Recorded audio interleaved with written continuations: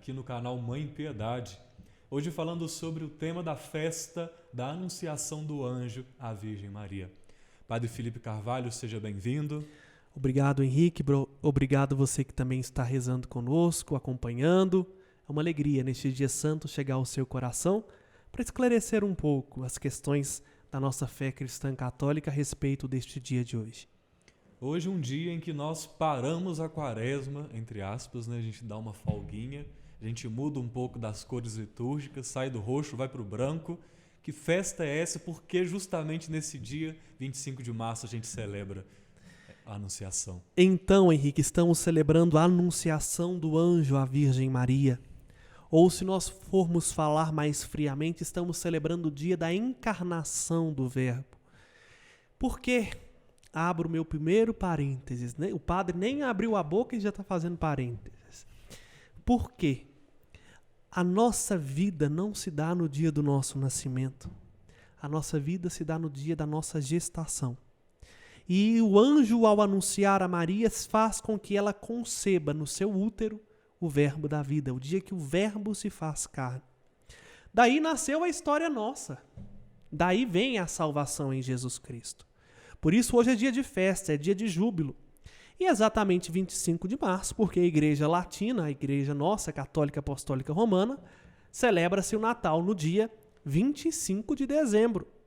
Volta 9 meses, porque uma criança para ser gerada é 9 meses de gestação, dá 25 de março. Então, hoje celebra-se 25 de março, a Anunciação do Anjo à Virgem Maria. Há uma tradição, eu acho até interessante dizer isso. Em alguns lugares do mundo, o dia 25 de março também faz memória da morte de nosso Senhor Jesus Cristo. Isso em alguns lugares, principalmente alguns interiores, faz essa memória. Mas por que a Igreja Romana, Católica Apostólica Romana, a nossa Igreja Ocidental, não adotou para si este calendário? Por uma questão muito prática. E faz sentido porque ainda estamos dentro do tempo da Quaresma. Nós podemos, num evento, ter sempre duas possibilidades de recordação. A datação, isto é, o dia, o mês e o ano que aquilo aconteceu, ou uma memória um tanto quanto aproximativa. Por exemplo, eu não sei, mas sei lá, eu nasci no dia 22 de janeiro. Eu posso recordar o meu aniversário todo dia 22 de janeiro. Ou posso recordar, dia 22 de janeiro deu numa sexta-feira, terceira sexta-feira do ano de 1994. Eu posso lembrar, então, meu aniversário toda terceira terça-feira de cada ano. É uma possibilidade, não é a mais convencional. Isso tudo para explicar o 25 de março, né? O dia que nosso Senhor Jesus Cristo morreu foi a sexta-feira que antecipou a Páscoa dos judeus. Ok? A Páscoa, como eu já disse no podcast da Quaresma, vá lá, assista se você não assistiu, como é feita a questão da datação da Páscoa, ela segue um calendário lunar. Então, cada ano ela vai dar numa época diferente. Por isso, nós do Ocidente lembramos o dia, a sexta-feira. Para nós, sempre a sexta-feira que antecede a Páscoa, faremos memória à paixão de Jesus.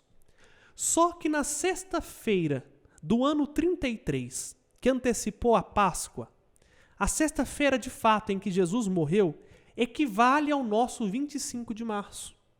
Por isso, em alguns lugares do mundo, ficou-se com a datação 25 de março para celebrar a morte de nosso Senhor Jesus Cristo. Mas nós seguimos a tradição judaica da Páscoa e a sexta-feira que antecede a Páscoa. Por isso, hoje abre uma brecha na Quaresma. Um dia de festa. Somos até isentos da nossa penitência e do nosso jejum. Canta-se o glória, porque o mistério da nossa redenção atuou de modo muito concreto na história ao se fazer carne no ventre bendito de Maria. Muito bem. E voltando ao texto bíblico, quando nós olhamos ali naquele primeiro momento em que o anjo começa e vai se dirigir ali à Virgem Maria, ele inicia dizendo: Ave cheia de graça, o Senhor é contigo. Por que dessa expressão tão falada em nosso meio, que muitas das vezes não sabem o significado, o porquê da cheia de graça? Não é todo dia que Deus resolve se fazer carne no meio da humanidade. E não é toda mulher que se torna mãe de Deus. O anjo, ao reconhecer Maria como kekaritomene, cheia de graça, reconhece que em Maria foi dada uma graça mais do que especial. A graça de ela ser cheia de Deus ao ponto de se tornar mãe dele. Isso é uma saudação que exalta aquilo que Deus faz. Maria é cheia de graça não por mérito dela, mas por graça, porque a graça é de graça, a graça é gratuita. Ave é uma saudação latina, muito usada, mas é como se fosse um olá, né? Uhum. É o anjo dizendo: olá, Maria, você é cheia de graça porque o Senhor está contigo. Veja, o Senhor estava tanto com Maria, no sentido de proximidade, que se tornou o filho dela. Por isso essa expressão ela traduz um pouco aquilo que Maria é. Há muitos protestantes que esvaziam este sentido, como Maria agraciada, no sentido de falar que Maria foi uma mulher que encontrou um apreço singular, mas não é bem assim como nós a fazemos. Dizer que ela é cheia de graça, a palavra cheia que é um pouco tanto quanto equivocada. A melhor palavra seria plena, porque pleno em latim é o que está na totalidade, quase que transbordando. Se algo está cheio, não necessariamente pode ser que ele esteja transbordando, né? Uhum. Um copo está cheio d'água é porque ele está numa capacidade realmente alta, mas quando ele está pleno, se eu pôr uma gota a mais, ele derrama. Maria é a plena de graça, para falar que nela tudo transborda de Deus. E é esta a força da palavra grega que o anjo saúda. E colocar isso, segundo Lucas, na boca de um anjo, claro, eu não estou falando aqui que isso é uma construção do ponto de vista da fé, eu estou falando do ponto de vista textual, ok? Na saudação bíblica, que encontra-se em Lucas 1, no versículo 28. Quando isso é pronunciado por um anjo, a tradição bíblica, e principalmente a tradição judaica, diz que o anjo é embaixador de Deus. Então é o próprio Deus quem fala, que ela é cheia de graça. Nos faz perceber em Maria, então, uma distinção desta mulher de todo ser vivo que existe, onde Deus não só encontrou nela virtudes, mas a acolheu para ser sua mãe. E nesse cenário, eu fico pensando a Virgem Maria, a presença do anjo, o conteúdo daquela mensagem que é passada. E aí, como fica o consentimento, então, dessa mulher que é um ser humano?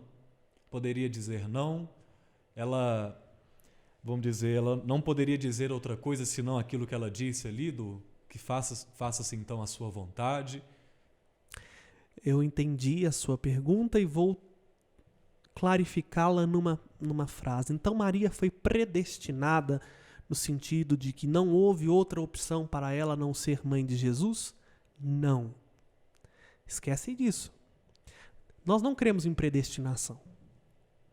Ah, padre, mas então o senhor não lê a Bíblia, porque lá nas cartas de São Paulo vai dizer que nós somos predestinados desde toda a eternidade à herança em Cristo Jesus nosso Senhor. Sim, nós somos predestinados no sentido literal da palavra. O que é um predestino? Jesus colocou uma meta. Então, o predestino é a rota no GPS. Quando você entra no Waze, estou fazendo propaganda, desculpa, Waze, se quiser doar para o Santuário Basílica Nossa Senhora da Piedade, nós aceitamos de bom grado a sua colaboração, que é um GPS nota 10. Mas, quando você coloca lá no Waze o local que você vai, você está predestinando o seu rumo. Não significa que você vai chegar lá. Uhum. Falar que nós somos predestinados a uma vida na graça não significa que Deus está nos usando como marionete, que nós só vamos ter aquela opção para chegar lá. Muitos não chegam à santidade. É o que nós chamamos de inferno. Então, falar de predestinado em Jesus Cristo não significa falar que o nosso destino está traçado e nós só vamos cumprir aquilo. Significa falar de uma meta. Deus estabeleceu para cada um de nós uma meta. E qual é a nossa meta? Chegar à estatura de Jesus Cristo, nosso Senhor. Chegar à santidade, à comunhão com Ele. Se vamos conseguir, se vamos chegar lá, Como diz a musiquinha, depende de nós, né? Só vai depender de nós. Exato. Bom, falo disso porque Maria foi escolhida para ser aquela que traria a salvação. Ela foi predestinada, ou seja, foi dada a ela esta meta, ao ponto dela ser concebida sem pecado. Mas isso não significa que ela não tinha sido isenta de liberdade. Maria era um ser humano, como eu e você. Tinha dúvidas, tinha medo, tinha preocupações. Ela tinha sido preparada na sua alma imaculada, preservada da mancha do pecado de Adão, mas isso não significa que ela não pudesse dizer um não a Deus. O ato de Maria dizer sim é um ato dela conformar a sua vontade à vontade de Deus. E isso está a beleza. Nisso está a beleza. Porque Maria eleva a sua vontade para uma vontade muito maior que a perturba. Lucas, ele não nega a humanidade da Virgem Maria na passagem que hoje é o evangelho que é proclamado. O evangelho que está no capítulo 1, versículos de 26 a 37. Muito pelo contrário. Maria, quando viu o anjo, aqui representado no nosso quadro, nessa iconografia de Rupnik, quando ela viu o anjo, ela ficou um tanto quanto desconcertada e preocupada. Mas peraí, é eu mesmo? Tem certeza absoluta? Mas como que vai acontecer isso? Eu não sou casada. Veja, Maria não rompeu com a humanidade dela. Não significa que ela não acreditou. Muita gente acha isso uma dúvida de Nossa Senhora do ponto de vista assim. Ela estava pondo o anjo em xeque. É diferente aqui a postura de Maria da postura de Sara. Uhum. Sara, lá quando é visitada pelo anjo no Antigo Testamento, no Gênesis, ela duvida no ponto de vista de negar. Isso vai acontecer, eu velha vou ser mãe. Maria não nega que ela não vai ser mãe, mas ao contrário, ela fica querendo entender como vai acontecer. Eu estou aberta, vou ser mãe, mas como se dará isso? E o anjo explica. Para falar que Deus respeita a nossa liberdade, sempre está disposto para nos instruir. Como fez com Nossa Senhora, Ele é capaz de fazer também conosco. Então ela tinha essa liberdade para poder definir, como você bem disse, né? Essa confusão que as pessoas fazem em relação ao tema do destino, da predestinação e todas as incumbências que isso tem, né? Sim. Também nesse texto surge a fala sobre qual seria o nome desse menino, né? Exatamente. É algo muito interessante, porque o nome traz em si aquilo que é a missão da pessoa. Principalmente nos nomes angélicos. Rafael, Deus cura. Miguel, quem como Deus. E assim por diante. O nome já traz de antemão um pouco daquilo que é o sonho de Deus para aquela pessoa. José, como nós falamos no último podcast, é Deus que acrescenta, Deus que aumenta. Então, dar o nome de Jesus, que em hebraico Yeshua significa Deus salva, já é de antemão dizer que o filho que ela trará em si não somente é Deus, mas vem para salvar, como o próprio anjo diz, pois ele salvará o povo dos seus pecados, ao dizer do nome que seria dado de Jesus por José. Isso no Evangelho de Mateus, porque na tradição judaica, quem dá o nome é o pai. Na hora do nascimento, o pai escolhe o nome para a criança. Por isso que Zacarias escreve na tabuinha, João é o seu nome, porque ele está mudo e isso é função do pai. E aí o anjo já explica, Jesus é o seu nome porque ele salvará o seu povo dos seus pecados. Então Maria já de antemão participa como corredentora. Esse título muito enfatizado por São João Paulo II, e tem muita gente que tem aversão a ele. Se tem aversão, me desculpa, não é católico, apostólico romano, porque Maria participa sim da obra da redenção. Não é ela que nos salva, mas se não fosse o sim dela, Jesus não teria nos salvado.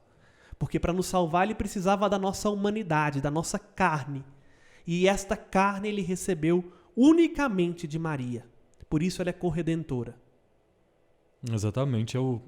É a questão do Deus que quis precisar do ser humano, né? Desse envolvimento pleno com a gente. E aí, a esse respeito, um tema que pode ser dúvida também para você que nos acompanha, é justamente olhar para Jesus, que é homem, e para Jesus, que também é Deus. E quando nós pensamos nessa relação de Maria em relação a Jesus, ela é mãe de Jesus só homem ou ela é mãe do próprio Deus? Jesus é só homem ou Jesus é só Deus? Esse é o X da questão que o Concílio de Éfeso deixou muito claro. Sim. Ela é a Theotokos, ou em latim, deípera, ou em português, a mãe de Deus. Ah, mas Deus não tem mãe. De fato, Deus, Espírito perfeitíssimo, Criador de todas as coisas visíveis e invisíveis, não tem mãe. Mas o Deus que se fez carne assumiu para si uma mãe e precisou de uma mãe que gerasse o seu corpo. Jesus não é filho de chocadeira. Ele não caiu do céu. Ele assumiu um corpo. Aí, meus irmãos, quem nega que Maria é mãe de Deus, nega inconscientemente que Jesus Cristo é Deus. E este é um problema. É um problema cristológico e trinitário. Porque tem muita gente, e inclusive até dentro da igreja, que isso agora virou moda, né? Há uma certa rejeição à figura de Maria dentro da igreja católica, por parte até mesmo de alguns padres, bispos, teólogos e etc. Como que se fosse um devocionismo piegas. Não. Quem não entende o lugar de Maria é porque não entendeu quem é Cristo. E a tendência que hoje no mundo contemporâneo nós temos é voltar às heresias do primeiro século, sabe, Henrique? Sim. Ou apegar-nos somente à humanidade de Jesus e esvaziar tudo aquilo que é transcendente e da sua divindade, ou ficar só com a sua divindade e esquecer da sua humanidade. O cristianismo, ele é a religião do todo, ela abraça o todo, ou seja, ele é católico. Né? E assume que Jesus é Deus e homem. Se eu nego que Jesus é Deus, então faz sentido eu falar que Maria não é mãe de Deus. Porque o argumento que o povo diz é, ela não é mãe de Deus, ela é mãe de Jesus. Mas Jesus é o quê? Exatamente, é Deus. Deus de Deus, luz da luz, Deus verdadeiro de Deus verdadeiro, gerado, não criado, consubstancial ao Pai. Essa é a nossa fé. Da mesma substância do Pai, da mesma substância do Espírito, Deus. Ora, Deus quis se fazer carne para remir a humanidade. Então Maria não é mãe da carne de Jesus, porque ela não deu à luz a um corpo e depois Deus veio de paraquedas e caiu em cima e adotou aquele corpo. Maria não é mãe de uma pessoa humana iluminada como alguns espíritas o acreditam. Jesus tinha uma iluminação especial. Talvez tenha agora, tem 3 holofotes aqui, 4, 5, 6 luzinhas iluminando ele aqui. Aí ele tem uma iluminação especial. Jesus é Deus. Se fez homem, assumiu também nossa humanidade em tudo, menos no pecado. Então ela não é mãe de uma parte. Igual a Dona Conceição Aparecida, não é mãe só do Felipe Carvalho. Ela é mãe do Padre Felipe Carvalho, porque uma vez ordenada, isso muda a minha essência. Eu sou filho dela. Não tem jeito. É mãe do todo. Não tem jeito de Maria ser mãe somente do braço, da perna de Jesus. Não faz nem sentido, né? Nem humanamente falando. Nem né? humanamente falando. Então, quem nega a divindade maternal de Maria, no fundo, o problema não é com Maria. O problema está no filho dela. Nega a divindade do próprio Cristo. Quando a gente olha para a festa da Anunciação, a gente olha para este momento em que Maria, ela recebe ali pelo anúncio do anjo e concebe ali naquele instante. Então não é algo que acontece depois. Não é algo que acontece fora do seu corpo. É tudo ali naquele momento. O momento que Deus ali chega até ela, cobre ela com a sua sombra e a partir daquele momento já é gestada no seu interior não só uma carne, mas o próprio Deus. E é necessário dizer milagrosamente. Com certeza. Porque nós passamos a existir num momento muito específico, quando o óvulo de nossa mãe é fecundado pelo espermatozoide de nosso pai. Em Maria, não houve essa fecundação. Em Maria houve uma graça, onde seu óvulo foi plenificado com a graça e ela gerou por ação exclusiva de Deus, exclusiva do Espírito Santo. Aqui gostaria eu de dizer novamente o porquê que a igreja é tão enfática na defesa da vida. Porque, como diz o salmista ao falar de Deus, é Deus quem dá a vida, é Deus quem faz morrer. E a vida passa a existir no momento da fecundação. Não tem isso de 3 semanas, 2 semanas. A partir do momento em que há fecundação, é infundido naquela célula primeira aquilo que já sou eu, a minha alma. A minha alma é criada no momento da fecundação. Então, matar um óvulo fecundado não é tirar uma célulazinha, é tirar uma vida. Um ser humano vivo, totalmente vivo, porque a nossa alma é inteira, desde a nossa concepção até o momento em que esta alma deixa o nosso corpo na morte. É por isso que a igreja não pode abrir mão desse valor. Claro, há muitas questões que precisam ser debatidas, mas levantar a bandeira pró-aborto é levantar uma bandeira que nós reconhecemos que nós não temos alma e que nós não fomos criados na nossa fecundação. Contraria a nossa fé, contraria o mistério da festa de hoje, que é o mistério da encarnação. É muito mais do que uma festa mariana o dia de hoje, Henrique. É uma festa profundamente cristológica, por isso é solenidade. Ela quebra até mesmo a dinâmica quaresmal, porque é o dia em que Deus se fez carne e veio habitar entre nós. Neste instante da encarnação, da concepção, em que o anjo anuncia a Maria que ela vai ser mãe do Salvador, Deus já está na terra, dentro do útero de Maria. Ela é como que um ostensório, já repleta de Deus, que leva Jesus onde ela vai consigo.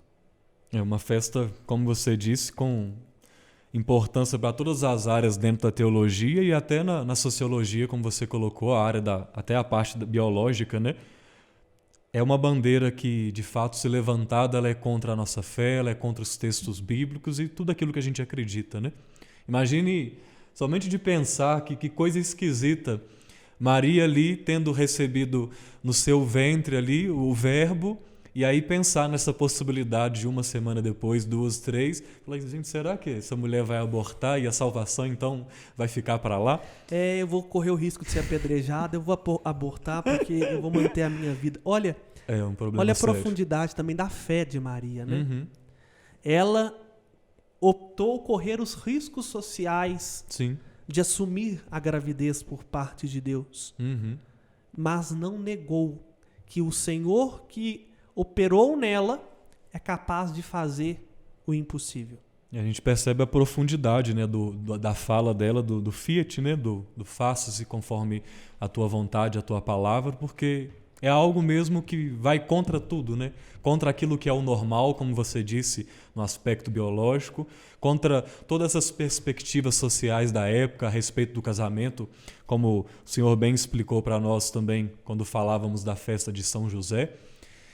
Então, é um se contrariar diante de todo mundo para poder dizer, não, eu vou fazer aquilo que Deus quer da minha vida, eu vou realizar esse projeto que o Senhor sonhou para mim. É isso que o Catecismo da Igreja Católica nos apresenta no parágrafo 2617. Ao falar da oração da Virgem Maria, ele conclui dizendo assim, eis a serva do Senhor, faça-se em mim segundo a tua palavra. Esse fiat, em latim, faça-se, né? É a oração cristã. Ser todo dele, porque ele é todo nosso. Olha que bonito. Sim. Não sei até que ponto ela tinha consciência da profundidade da sua resposta, mas ela tinha consciência da resposta que ela estava dando. Ela queria ser toda de Deus. Ela queria que Deus operasse tudo nela. E é esse o fundamento do nosso ser cristão. Deixar não sermos grávidos no sentido literal de Deus, mas deixar que Deus fecunde a nossa alma para realizar por meio de nós a sua vontade no mundo. E como você disse, o fato dela ser cheia de graça é um dom de Deus. Da mesma forma, esse ser cheio de Deus, ser fecundado por Deus, também é uma graça que Ele nos concede, ao mesmo tempo que é um esforço que dia a dia nós vamos buscando, né? Sim, isso sim. É isso, Padre Felipe. Eu já agradeço pelas suas contribuições. Deixo um espaço, caso você queira colocar mais algo a respeito dessa festa de hoje. É interessante notarmos, Henrique, um ponto teológico singular que a festa de hoje traz e coloca em evidência. Na Anunciação, eu vou falar em termos gregos e vou explicar. O Kairos adentra o Cronos. Cronos é o tempo onde nós estamos vivendo. Dias, meses, anos, essa vida nossa. Kairos é o momento da graça, é o tempo da graça, o tempo divino, vamos dizer assim. Ao anunciar que Maria seria mãe do Salvador e ao encarnar-se no seio da Virgem Maria, o céu toca a terra. Há um ponto de encontro. A imagem é mais ou menos essa. Imagina você 2 lençóis. O de cima imagina que seja a realidade divina e embaixo a nossa realidade humana. E aí, no momento da encarnação, isso se toca, se confunde, se conflui. E aí se abre a plenitude do tempo. A plenitude do tempo é o momento da encarnação do Verbo, que mudou até o calendário, que mudou até a nossa época. Desde então, nós vivemos a plenitude da graça de Deus, porque num sim de Maria, nós já podemos desfrutar na totalidade aquilo que Deus tem preparado para aqueles que o amam. Por isso que esta festa de hoje confirma em seu coração a certeza de saber que Deus nos ama ao extremo de contornar até mesmo os fatos da humanidade para chegar à nossa salvação. Que Ele é o Deus do impossível. É o Deus que operou maravilhas no passado, mas continua operando maravilhas hoje porque é um Deus conosco, que assumiu a nossa carne para que a nossa humanidade seja planificada. Que no dia de hoje você seja abençoado, em nome do Pai, e do Filho, e do Espírito Santo. Amém. Amém. Muito obrigado, Padre. Não deixe de compartilhar com seus amigos o conteúdo deste podcast. Também dê uma conferida no nosso canal do YouTube. Temos aí muitas novidades. O Canto dos Salmos, também um programa de catequese, de espiritualidade, as transmissões do Santo Terço, da Missa, muitos conteúdos que vêm para poder fortalecer a sua fé e também o seu conhecimento da doutrina da Igreja. Agradeço mais uma vez ao Padre Felipe por estar aqui com a gente, contribuindo com a nossa formação espiritual e também dos conteúdos da nossa Igreja. A alegria é toda minha de, enquanto pró-reitor para a comunicação, fazer com que o santuário cresça na dimensão, na evangelização pelas redes sociais. Isso é graças à sua colaboração. Colaboração num duplo sentido, não somente a colaboração financeira da família dos devotos de Nossa Senhora, que é muito importante e somos profundamente gratos, mas a colaboração, primeiro, espiritual, você que reza por nós, que coloca uma Ave Maria, um Pai Nosso, ou que tira um tempo do seu dia para rezar por nós padres, os seminaristas, pelo santuário, reze, nós precisamos. Nós cremos que tudo pode ser mudado pela força da oração, e com a sua oração somos mais fortes. Mas também com você, que, como diz o Henrique, assiste e compartilha com mais pessoas. Contamos com você. Divulgue. Não, divulgar não é divulgar simplesmente o santuário para o santuário crescer. Mas divulgar é divulgar um conteúdo de fé que faz você crescer na graça e no conhecimento de nosso Senhor Jesus Cristo. Essa é a meta do cristão, chegar à estatura de Cristo. E nós aqui do santuário queremos que você cresça na dimensão da graça. Por isso estamos lançando mão de tudo aquilo que temos ao nosso dispor, inclusive as redes sociais, para fazer o nome de nosso Senhor Jesus Cristo conhecido e amado e entender que o Verbo se fez carne e habitou entre nós para que na nossa carne nós habitássemos em Deus. Um grande abraço. Até o próximo encontro, se Deus quiser.